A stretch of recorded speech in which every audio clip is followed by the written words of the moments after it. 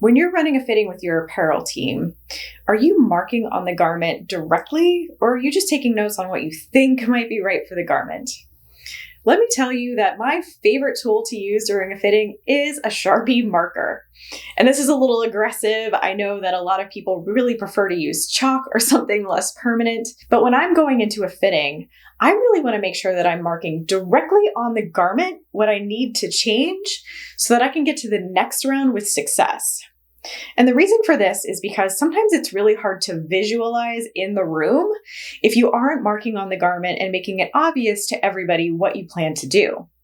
So you can see on this garment here, I've actually started to make some markings about where we want to move the armhole. So here we wanted to definitely bring in the across front. I started making a little bit of a marking that was too far in, so we just X'd it out, and that's totally fine. We do that all the time. And so what we want to do is then just kind of continue to mark on the garment where this entire armhole is going to go around. And on the back here, we're starting to bring her armhole out because it's too far in. So marking where this exact armhole needs to go on the next proto and how my factory needs to adjust this on the pattern is really important so that they can see exact measurements for the entire shape. What I then like to do is also mark on here sometimes what the actual measurement is that I'm getting, just in case they're measuring a little bit off. Measuring 1/8 of an inch too big or too small is definitely industry standard. It is just tolerance. And so if you're not indicating exactly what measurement you want, it could be a misinterpretation from the factory. This also helps you when you get back to your desk to figure out what comments to write. How are you changing your measurements in your tech pack? Are you asking for 5/8 of a difference? Or are you asking for a 1/2 inch difference? That can make a big change either way, depending on what part of the garment you're talking about. If you're talking about a little collar height, 1/8 of an inch can be a lot.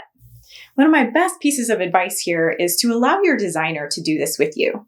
So during the design portion of your fitting, if you're both up there with chalk or with markers, marking exactly where you need everything to move to, you could come up with a garment that ends up being fit really successfully because you've indicated very clearly what needs to change for the next round.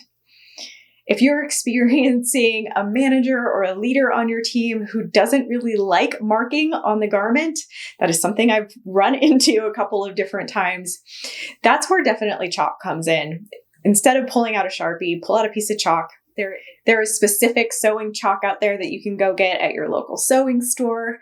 And after it's done its job and indicated the changes that you need to make on your garment, you can wash it all out. So for example, if your leader or your manager wants to be able to wear test this garment without a bunch of Sharpie marker all over it, this could be the best route for you. Although I have to say, I have definitely done a lot of runs out there with Sharpie marker and pins all over my run shorts that I had just fit to make sure that what I was doing was right. A lot of times if you take all of that out, it's really hard to wear test it for what you plan to do. Instead, you end up wear testing it for what you have right now. If this video was helpful to you, I ask that you please like and subscribe.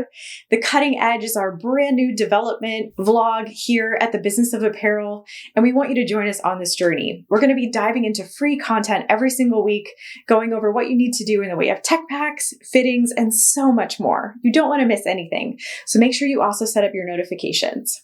If you have any questions on this topic, you can put a comment below, or you can reach out to me at thebusinessofapparel.com.